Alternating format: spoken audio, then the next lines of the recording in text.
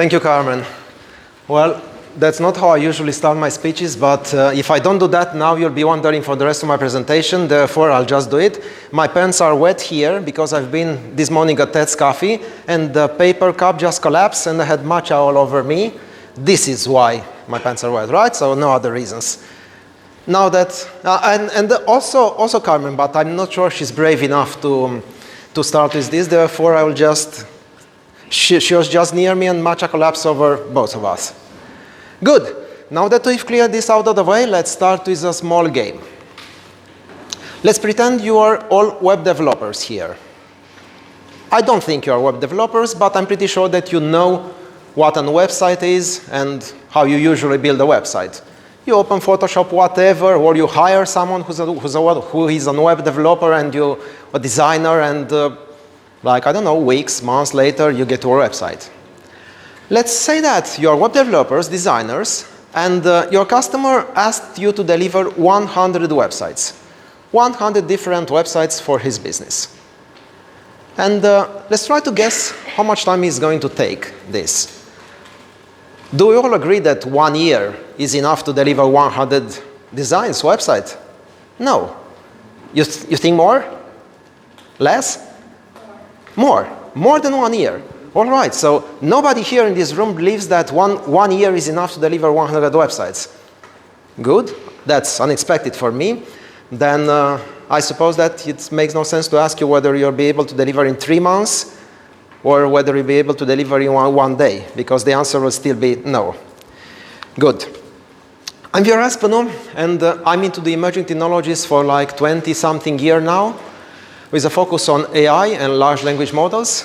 And I will start with an experiment.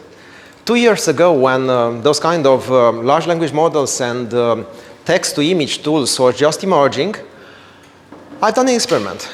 I've actually started ChatGPT and told to ChatGPT that I want to sell hats. And I need a shop. I need a website who's going to sell hats for me. And I've asked ChatGPT, and this is a very powerful technique that I'm going to later explain. I've asked ChatGPT to actually ask me questions, a lot of questions, so that it understands what my goal is, who's my target audience, to whom do I want to sell to. And it asked me a lot of questions. I've replied, and in the end, ChatGPT described how my website is going to look like that.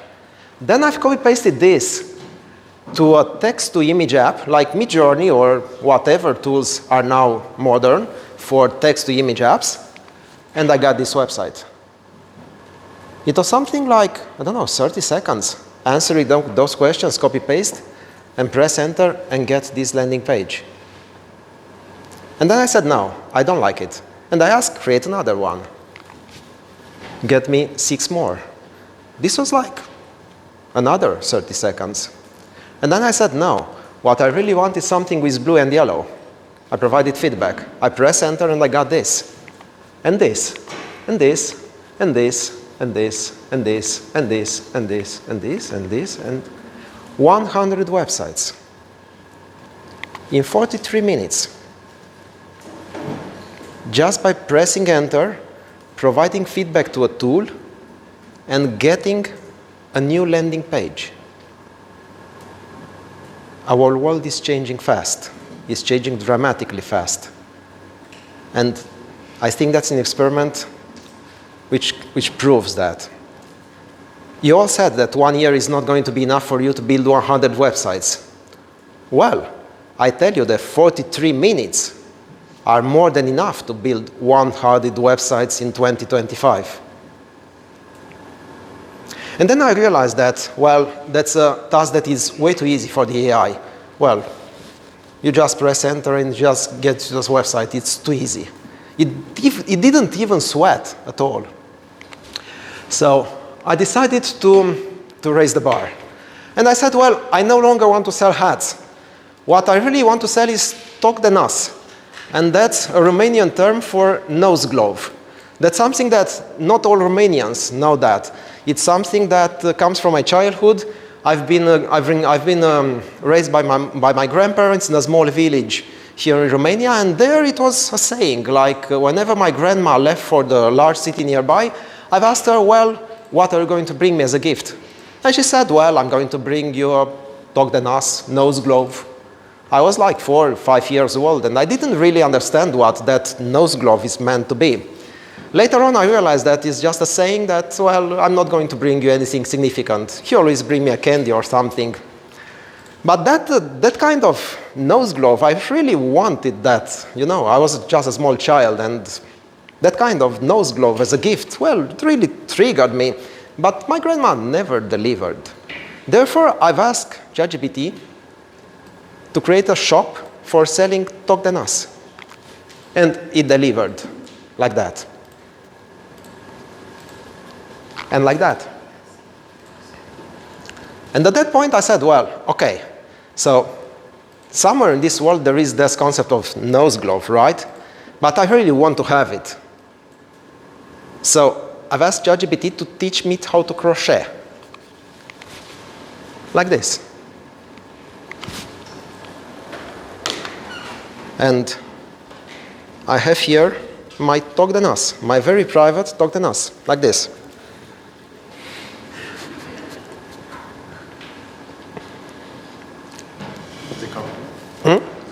Yeah, very, very. Especially in the winter. You know, there is cold wind on your nose, so wearing a nose glove, I think, is great. If you want one, feel free. I will share my slides. You have the instructions here. It's just a matter of learning how to crochet, and you can always create your own nose glove. Good.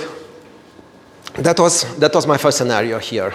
Using AI to create visual artifacts, like websites, like, for example, if you're going to be into the marketing business or into the HR area. In HR, people used to have like 100 pages, policies and documents they share around the organization. Nobody reads because, yeah, I'm part of such organization and I never read those 100-page whatever. And I've always go to my HR colleague and say, well, I want a meme. I want something that it's easy for me to digest. I want to just have a look at something and understand what is there. I don't want to read 100-page policy. So I've taught the HR department in my company to basically use AI to create memes out of those 100-page policies, documents. It's about that. You just upload something that is very hard to get, and it's able to transfer this information to another format that is very easy for you as a human to understand. The next thing, actually here in my presentation, I would say that there are 2 or 3 things that are very important. And the next one is one of such things. I'm not going to tell you how to use tools. If I would be here and teach you, well, you go to Midjourney, you use this prompt, you do that, and that, by the moment I will leave out of that door, another better tool will emerge. So I'm not going to do that. Instead, I want you to understand how AI works behind the hood. If you do that, you'll be able to understand any tool on your own. You'll no longer need me. And this is why I'm here today. So the next thing that we're going to focus is what's behind. Today I'm going to use interchangeably the terms AI, large language models, LLMs. They all mean the same. It's that thing that powers ChatGPT, Claude AI, whatever. That large thing on OpenAI servers, which gets our queries and come back with answers. Okay, AI is way more than large language models. But for today's purpose, we can say that I will use AI and large language models at the same time. So what's behind the large language model? Well, I start by telling you what is not behind. Definitely, behind is not a database.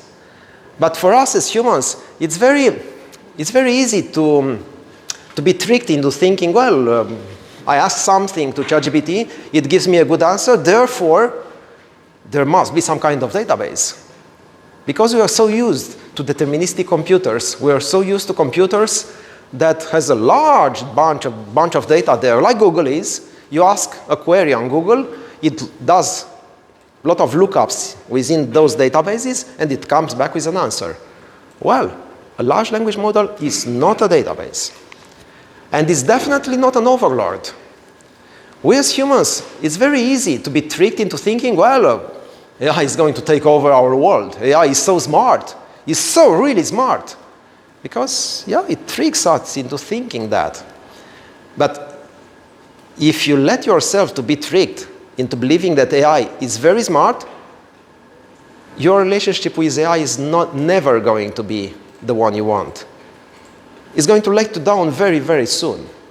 In order to work well with AI, you need to understand what AI is and to correctly build your expectations. AI is just numbers. That's it. Nothing more. It's not smart. It's not an overload. It's not a database. It's just a lot of numbers.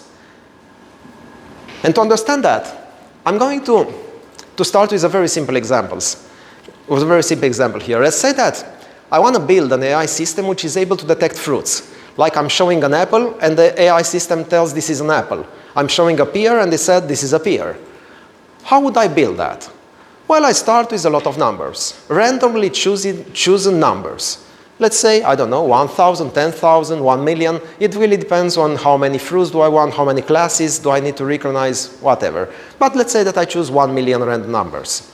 I place this in a mathematical structure, matrices, whatever, and then I simply show to that system the image of an apple. And I ask the system, what is this? The system, being randomly generated, is going to say, whatever, it's a plum, it's a pear, whatever. And then I'm going to tell the system, no, this is an apple. As a consequence of me correcting the system, those numbers within the system are going to arrange themselves just a tiny bit. They're going to move those numbers and arrange and create some connections between those layers in such a way so that the next question I'm going to ask the system is going to be answered better. How this happened? Well, there is a lot of magic. There is a lot of math, not magic, math. But if you don't follow the math, it seems like magic. It's okay, it's fine. It can be magic, it can be math. The thing that I want to leave you with is that you have a lot of random numbers. You ask that system a question, and then you actually correct the system. And when you correct the system, those numbers evolve a bit. And you do that for, like, I don't know, 1 day, 1 week. It really depends on the complexity of the system. And in the end, what happened is that those numbers somehow organize themselves in such a way so they capture some characteristics of the real fruits. Like, let's say that it might encode the shape of an apple like 1.3, just examples.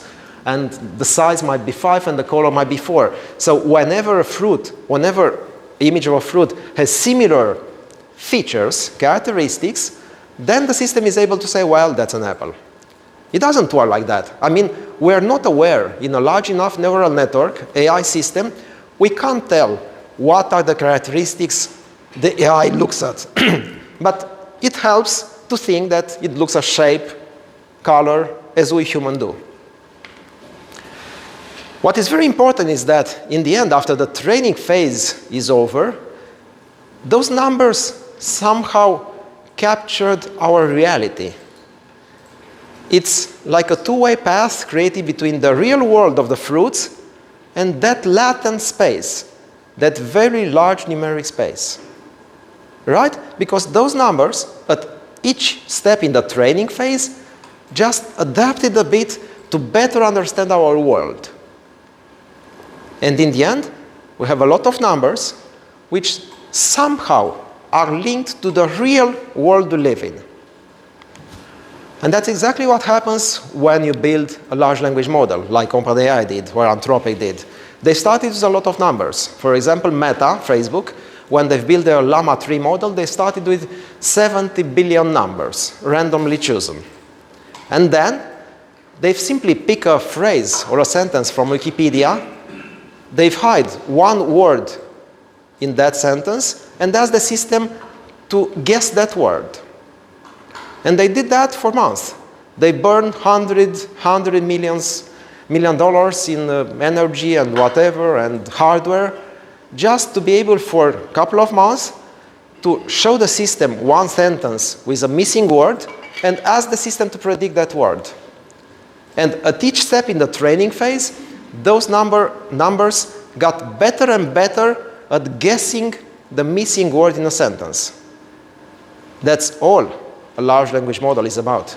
A large language model is just a bunch of numbers, and the only thing it does is guessing the missing word in a sentence. That's all. No magic, no overload, no database. Somehow, those numbers kind of learned the way we humans talk. That's all.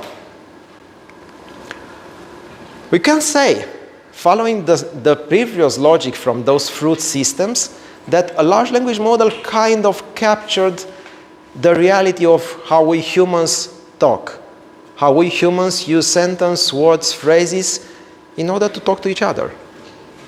And this is why it's so easy for us to be tricked into thinking that that AI system, that large language model is something so smart.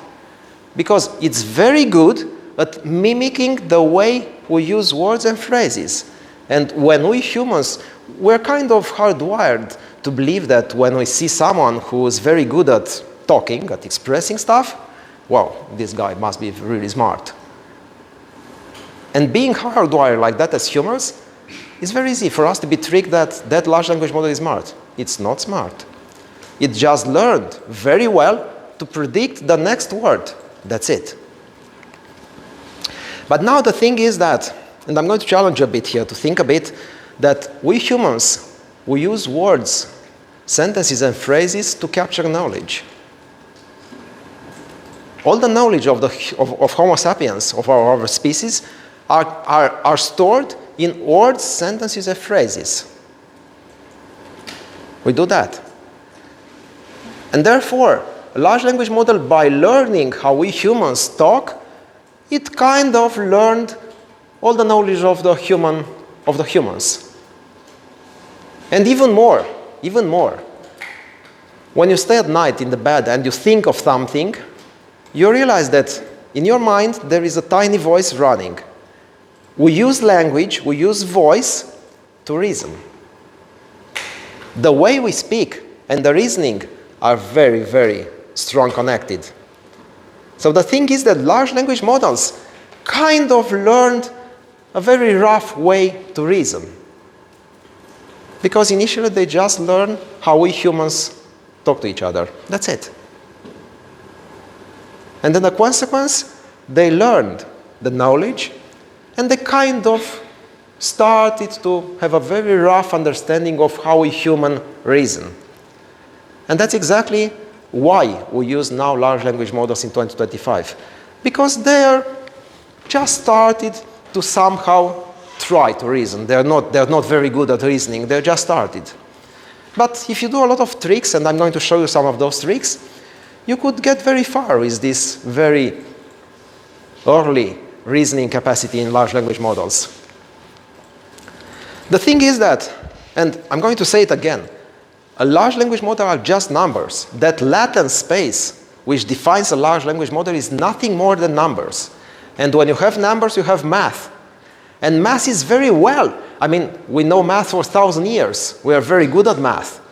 So being able to somehow capture the essence of the reality in a numerical space, well, that's something. Because, let's say that there you have the human knowledge. That island is a human knowledge. I'm in a known spot.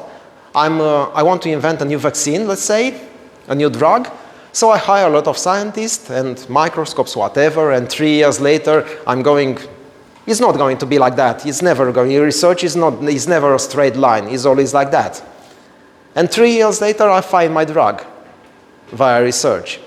The other way around would be to start from the spot that I know, somehow get into the numerical space of AI, and then use math to navigate those numbers.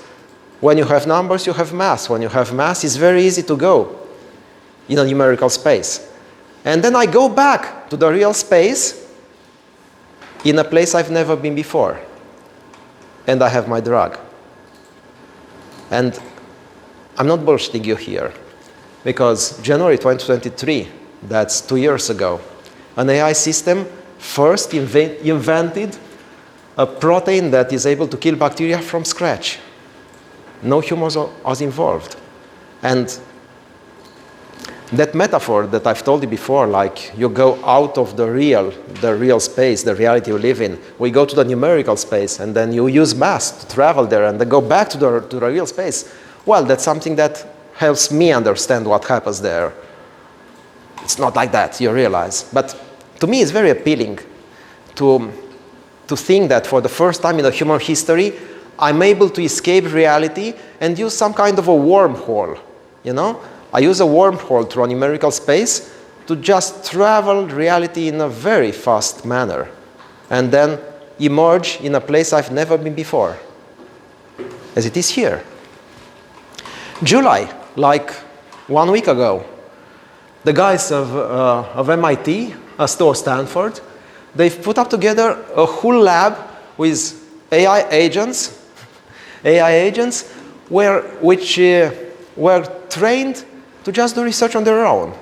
They've been told, well, we need this kind of new drug, whatever, do it.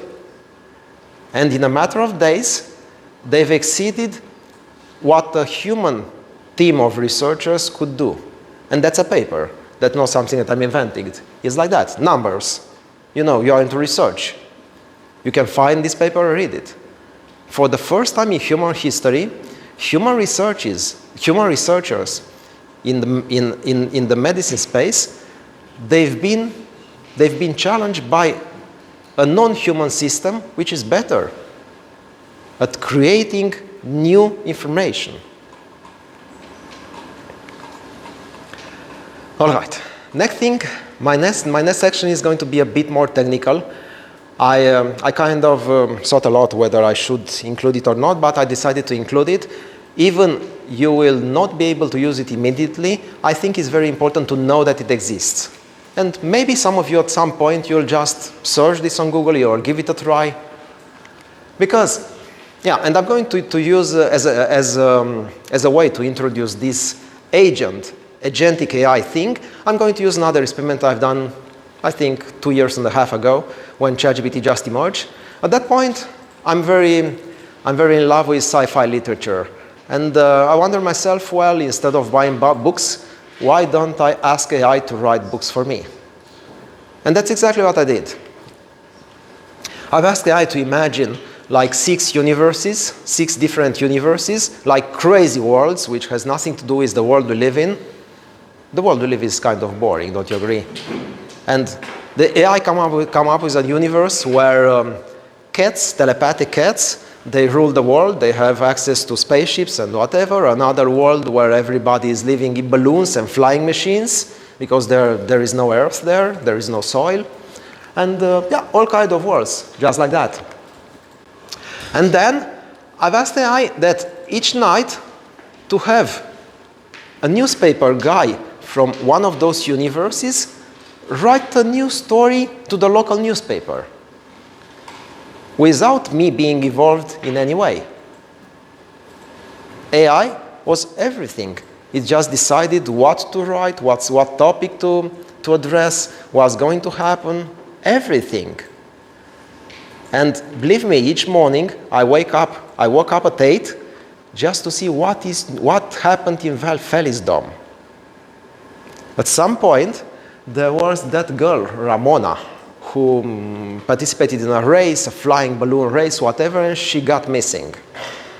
And now that's a joke I usually do for Romanians. You're not going to get it, I'm sorry. It's some kind of Elodia. We had something like a soap opera here in Romania where someone was missing for years, and we had on national television all over again Elodia stuff all over. So yeah, that's AI reinvented Elodia here. And how this works under the hood? I have a lot of agents behind the hood. By agents, you should think of an AI with a purpose. I mean, ChatGPT is general purpose. You ask it everything and it does. But if you take a ChatGPT and make it very good at writing a story by providing instructions and by teaching that AI how to write stories, then you'll get an AI which is very good at writing stories. Then if you take another instance of ChatGPT and teach it why a story is cool for a human, I mean, what kind of topics humans love to read, then you get an AI who is very good at planning a story. Like knowing that, well, this Ramona thing has went too far, people are going to get bored, so we need to cut it and start another branch, or maybe come with something really cool and whatever. An agent is an AI which is very good at doing something very narrow, particular. And then you let those agents work together. For example, here in Unreal United Press, I had 3 main agents. The writer, which obviously does the writing. I had the planner, which looks at the overall picture in that universe and think, well, here we have 20 stories. At this point, should I continue one of those stories, or should I start a new story from scratch? And that planner just is very good at answering these kind of questions. And then I have this critic agent, which looks at what the writer delivered and is able to provide constructive feedback. Is telling to the writer, no, I don't like this because here you're too dull, you should go more aggressive, or here you're too aggressive. And exactly how it happens in the human newspaper. It's exactly like that. And using AI to mimic the human work is a huge step forward. Because when you have just a single AI instance, that AI instance might go wild, might hallucinate, might lose the track, whatever. But when you have many AI instances working together, when one instance goes wild, the other instances get it back on track. And that's exactly how it happens with humans in companies. You know, I do a mistake in my job, and my colleague tells, no, you did it wrong.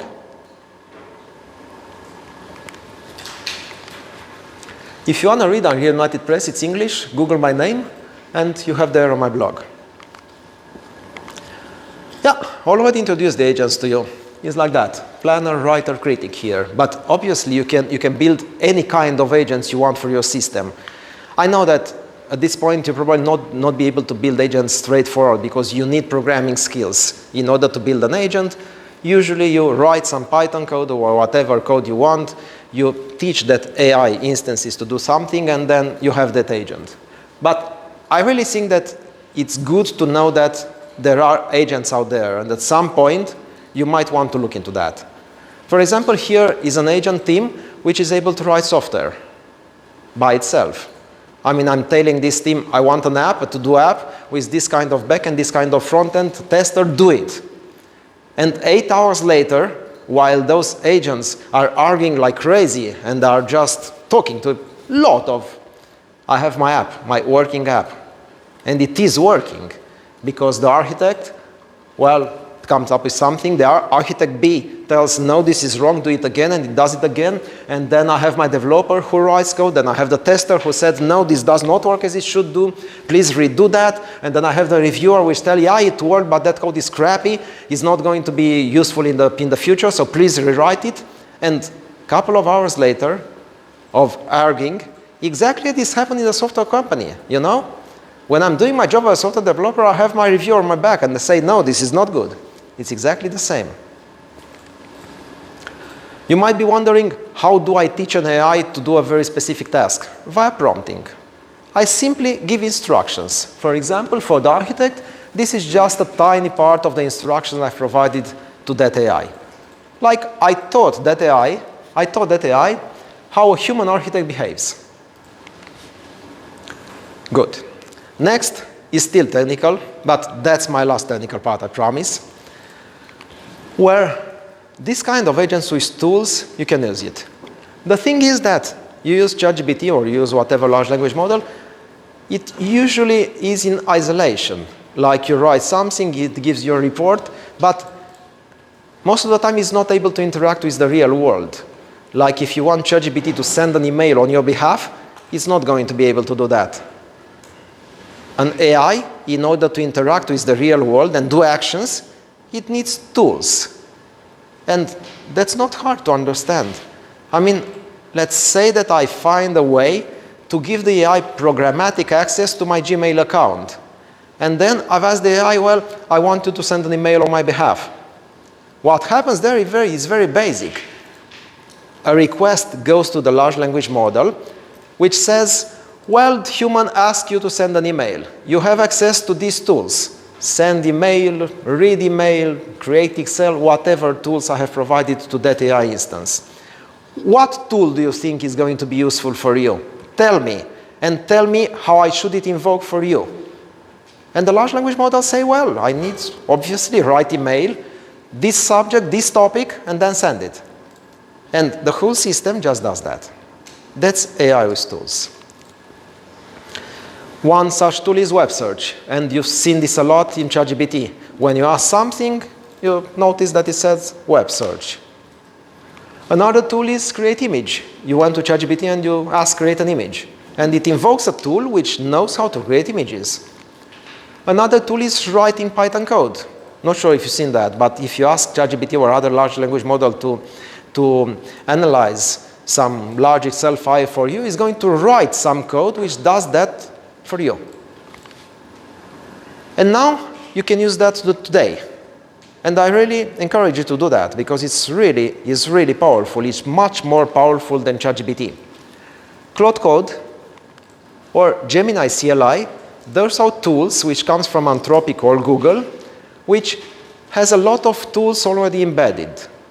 You install this on your machine, you interact with those tools via chat exactly as you would do in ChatGPT, except that those tools are able to write and read data on your laptop. So let's pretend you're working on a research paper. If you do that via ChatGPT, it's going to find you, 100 papers, but those papers you'll have to store them on your hard drive, like download from ChatGPT and store there. And later on, if you want to reference to ChatGPT one of those 100 papers, you'll have to upload or whatever, and everything is going to be very messy. If you use Claude or Gemini CLI, then everything is on your hard drive. The AI is able to read this from your hard drive, and everything is way smoother. I know that you're not following now, and that's fine, but I would be happy if you would give it a try at some point in time. MCPs, okay, I shouldn't have do that. Carmen is not looking so nice at me, but it's fine, yeah. MCPs is just a way to integrate tools that you build into an AI. Let's say that me and my company, I have a system, a software system that I want to let AI interact with that system. How I do that? I build a tool, I expose it on an MCP, and I integrate it into the AI. That's all I wanted to know that MCP is a thing in 2025, and it's good at integrating AI with external systems. That's all. Good. How large language model works. That's no longer technical, so we're back on safe ground now. Well, I've already told you that a large language model is nothing more but numbers. A lot of numbers, which, yeah, it has input, output, and a lot of numbers here. And what happens here within the guts of that neural network is just math operations. Nothing more. There is no magic. It's just numbers which adds, power raised to a power, functions applied. It's just pure math, simple basic operations. Let's say that I'm going to the large language model with this query, where I'm asking the large language model to write an email to my boss stating that my cat has a kitten and I'll not be able to attend today. What happens? The first thing that happens is that those words are being translated to numbers. And this happens in a very basic manner, like cat, it has predetermined, like in a deterministic way, has a number associated. Cat is 256, let's say. Sick is 1024. Like that, it's just like a mapping between words and numbers. So my phrase, words, gets translated into the list of numbers. That's it. And those numbers are simply placed to the input of the neural network. And then there is a lot of math happening there. Each number here, the entry, which comes from a word, if you remember, is being added and summarized and multiplied, whatever, with the numbers in that network, with 70 billion numbers. And at the end of this cycle, of math operations, at the end, there is not a number which is a word. And here the word is dear. The network did its job of predicting the next word. If I look at this as a sentence, because that's a sentence, the large language model simply predicted that the next word in this sentence is dear. And that's it. No magic, nothing fancy, just predicting the next word. Then this word comes up to the beginning, is attached to the other words, and the next word is being predicted. John, because my boss is named John. And in the end, I have this response. This is why ChatGPT and any other large language model, it answers to you like in slow motion, like typewriting on a keyboard. You notice that? At some point in time, I was really, well, why did they build it like that? I'm asking something. Why don't you give me the full answer, like this is the answer? No, you noticed? It's writing word by word. This is the reason. Because those words are being generated in real time. That's it. And now if you know that, I hope that you're no longer going to be mad at ChatGPT when it hallucinates, or when it tells you stuff that does not exist. It has no clue of right and wrong, or lie or truth. It's simply able to generate the most probable word in that sentence. It's our job as humans to use it in such a way so that we create value with ChatGPT. It's simply a tool that we must use it correctly. Otherwise, it's going to be a lot of frustration. Don't get me wrong. I swear at ChatGPT a lot nowadays. Well, you're so stupid. Why do you do that? But then I realized that, well, I'm simply arguing with a machine which is able to predict the next word in a sentence, and that's it. So I take a deep breath, start from the beginning. All right, now I've told you about training a neural network, a large language model. Training is about you have those huge bunch of random numbers and throwing at it a lot of data, a lot of sentences with missing words. When they train this, well, I suppose those kind in the gray area, like those guys took everything from the internet, like everything, and they just pushed it to their neural networks. The large language model have seen research papers from Google Scholar, like very hard, top quality information, but they've also seen Reddit, 4chan, like that kind of internet. It's like within that large language model, there are 1 million personalities. When you ask a question, what personality do you want to reply to you? The scientist or the 4chan guy? Most of the times, the large language model does a great job at figuring out what you want. But you should not rely on that.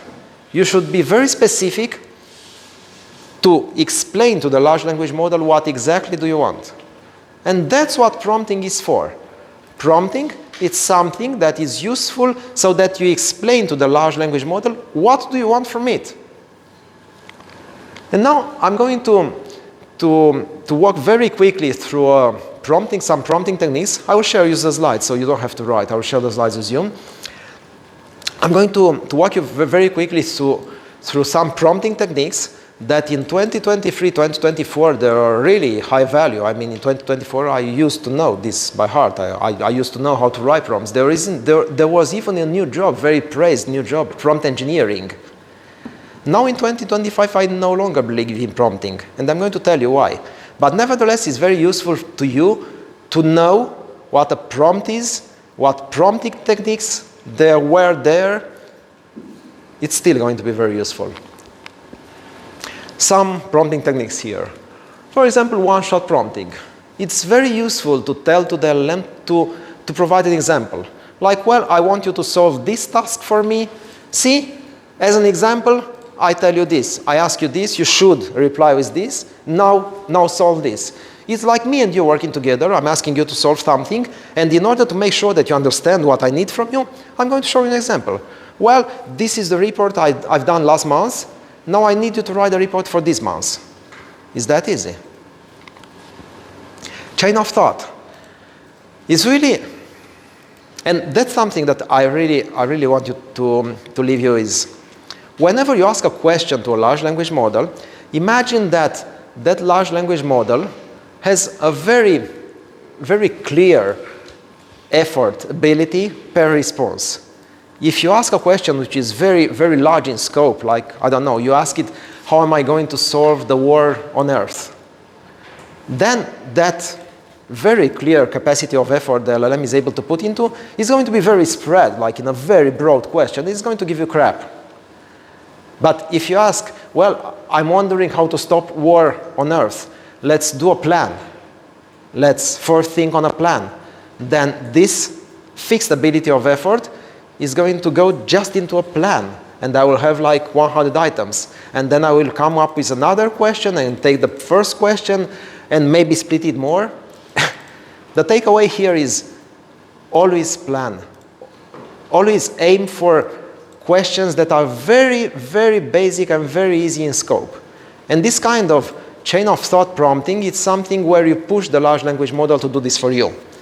And one very, very easy way to do that is asking to think step by step. When you do that, the large language model, okay, is going to speak to itself a lot. And by speaking to itself, it's going to simply go in small steps and anchor itself. It's nothing different than what I do. If I'm being asked to solve a problem that is hard, and I just step in and say, well, this is the answer, I'm probably wrong. Instead, if I take a pen and a paper and I just start step by step, well, this is like this, next, I have a higher chance of answering it correctly. It's exactly the same here. You ask the large language model to go in very small steps. Tree of thought is basically the same. I said that I'm going to walk you. Self-reflection is something that you use the same large language model or another language model to assess the correctness of an answer. It's something which you've seen in that R here United Press or in that programming system, where I have a lot of agents which are checking on each other. An agent does this task, another agent say, well, you're wrong, do that.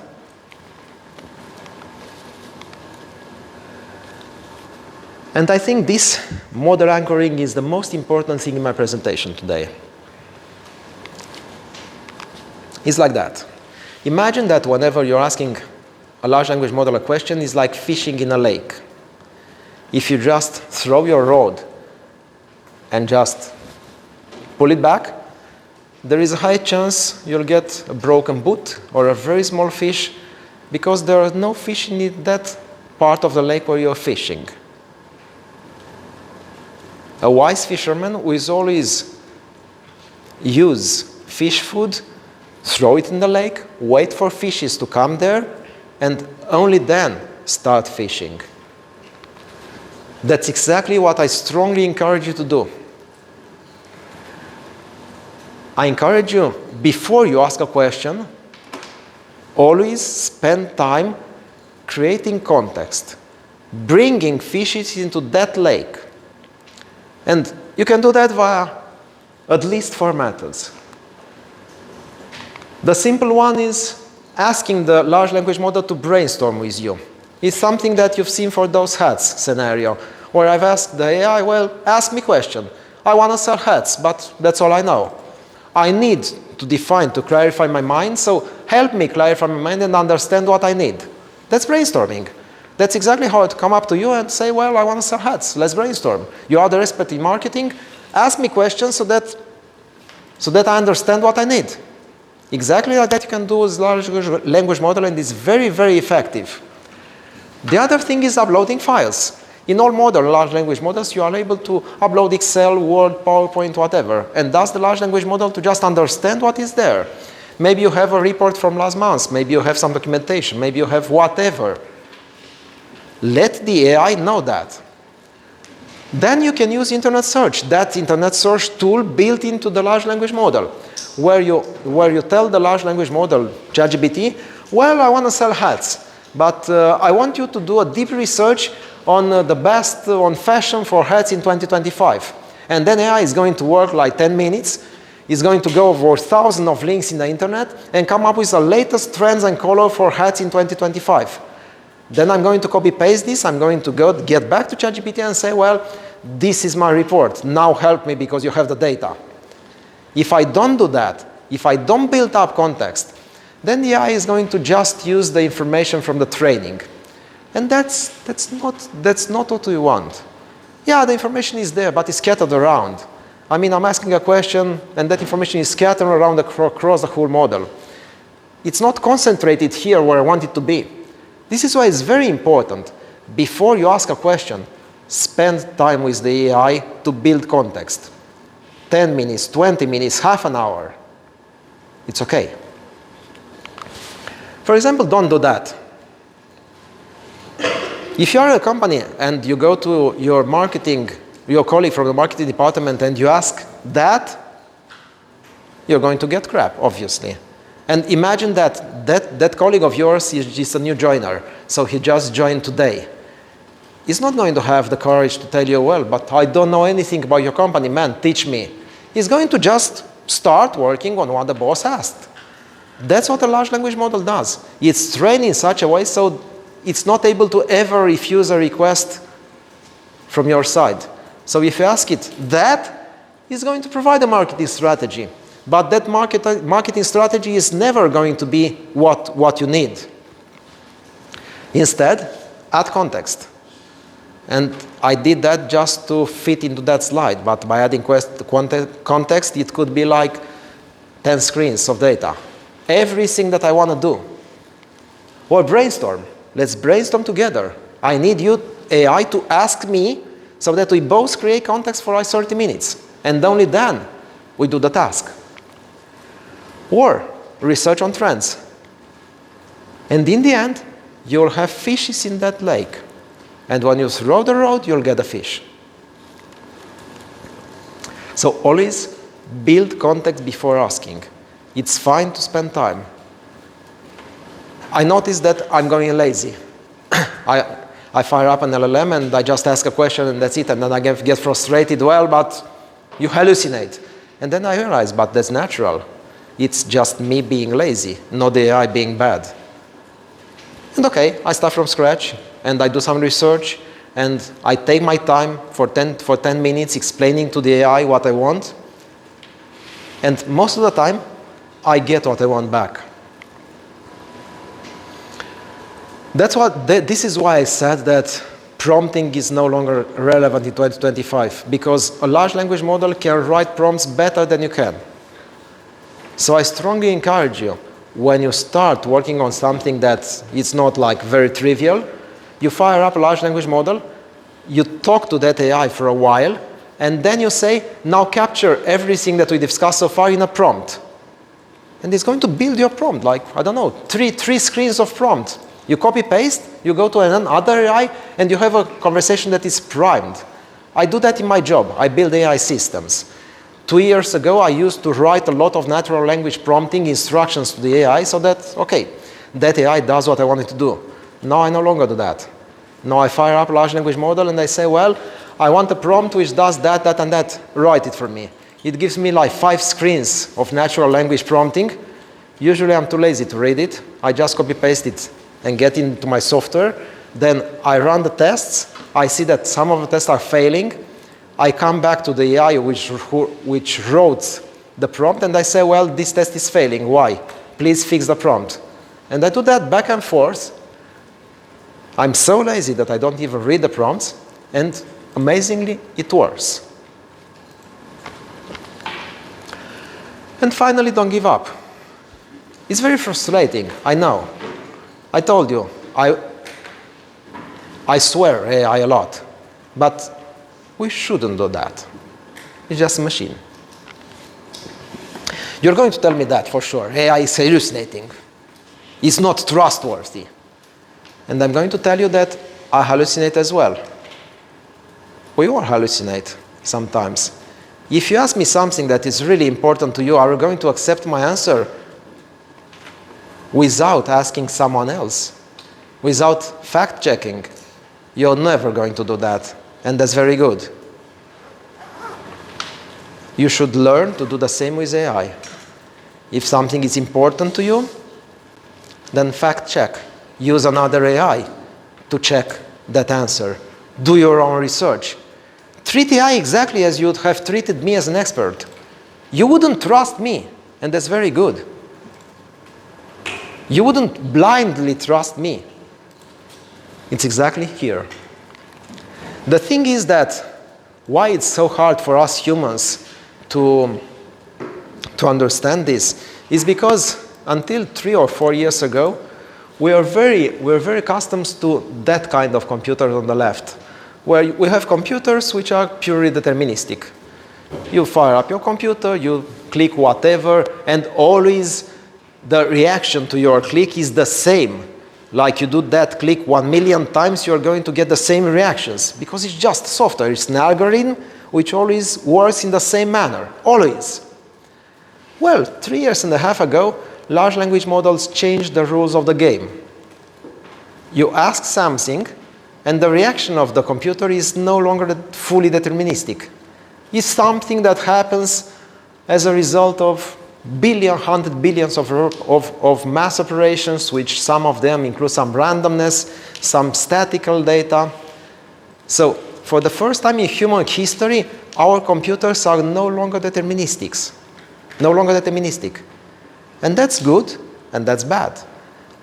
That's good because being no longer deterministic, it means they're creative. It's the first time when a computer can create stuff. It's bad because with creativity, it comes the ability to do wrong. And I strongly believe that creativity and the ability to be wrong are so connected that we'll never be able to separate this. Let's think for a bit. You have that colleague who's very good at doing boring tasks, but is doing it like a machine. It never does mistakes. And you have that colleague which, I don't know, is always heads in the cloud, who's dreaming a lot and is very creative, but he's never good at doing this kind of day-to-day task. It's exactly here. Creativity and predictability, they're on the opposite sides of the spectrum. We want creativity. We need to embrace the lack of full predictability. And we need to adapt ourselves to a world where this is the reality, because I don't think it's going to change very soon. Finally, is AI going to change our world? Definitely, a lot. But just to be true, our world is already changing. What you see here, this used to be a thing like 100 years ago. When I tested cars, crashes, there were real humans there, like this. That a job no longer exists. Another job which no longer exists, that's 1920, so like 100 years ago. Not too much time in the past. That job no longer exists. That job no longer exists. That job no longer exists. That job, it used to be in Bucharest until, 30-something years ago. Now, it's gone. That job no longer exists. That job almost does not exist anymore nowadays. So our world is changing. Our world is definitely changing. AI is only going to speed up this change a lot. Are we going to die? Is AI going to take our jobs and we're going to starve? Well, I would definitely say no. And to prove you that, I'm going to challenge you to think a bit, an exercise, a mental exercise, like, let's say that John, that guy over there, he's a programmer who lives in 1970, 1960, and that guy is using, that kind of paper bands to program computers, as it was happening at that point in time. And John worked for like 10 years to build a system, an ERP system, whatever, very complex system, and he's very proud of that. By magic, I bring John to 2025. And I show to John that I'm able to build the same system he built in 10 years. I'm going to build it in just 5 days. Because, okay, cloud, AI, whatever, it's very easy for me now to build that kind of software. What is going to, John, what he's going to think? He's going to think like that. Well, that guy from 2025, he does my 10-year work in just 5 days. Therefore, a software programmer in 2025 is like 1 million times faster and more able to do work than a software developer in my time. Therefore, in 2025, there are going to be at most 1,000 programmers in the whole world, because one programmer does the work of 1 million people. Well, John is wrong. There are way many programmers in the world than 1,000. What John missed here is that in 1960, there was software in space exploration and in banks, and that pretty much is. Now there is software all over the place, in your phones, here. I think it's going to happen the same with AI. Yeah, a lot of tasks that we now do manually, that we put a lot of sweat and effort into doing those tasks, are going to be really, really easy. Like AI is going to take this from us. And I'm really happy this is happening. When I first met ChatGPT like 3.5 years ago, I was scared. I was scared because I realized that, well, this machine is writing code better than I do. And at that point, I wrote code for like 20 years. And I was scared. I said, well, I'm going to starve. And I saw that, well, I really enjoy writing code. And that machine is going to take away from me what I love to do. I was like crying, you know. It took me like 1 month to realize that I've never enjoyed writing code. What I really enjoy was building systems. Writing the code was a pain I had to take in order to get there, to have the system working. And now, I'm so happy that I have a machine which can do that boring part for me, so that I can focus on things that I really love. It's going to happen the same in all the jobs. But the thing is that we really need to be there, not to be scared, embrace it, just let it be. Thank you.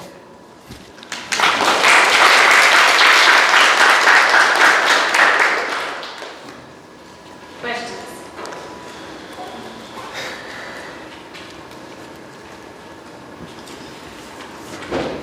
Yeah, please. You said in like less than an hour you will build like 1,000 programming websites. Right? 100, yeah.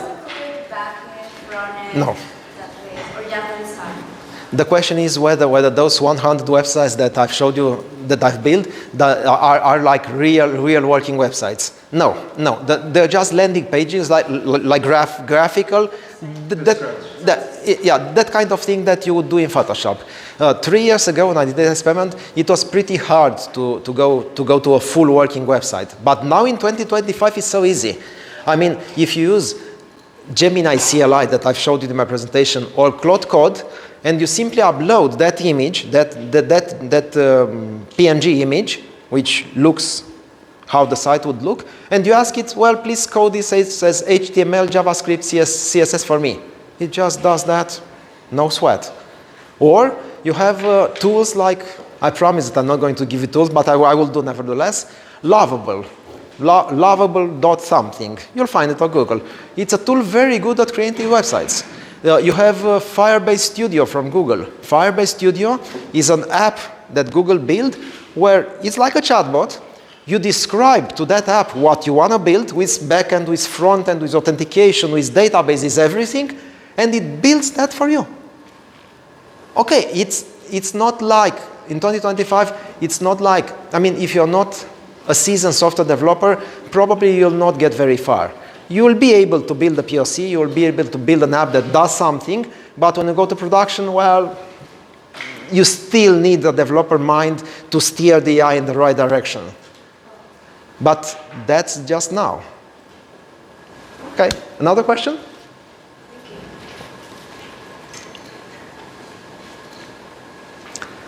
Then, thanks a lot, Carmen, the stage is yours.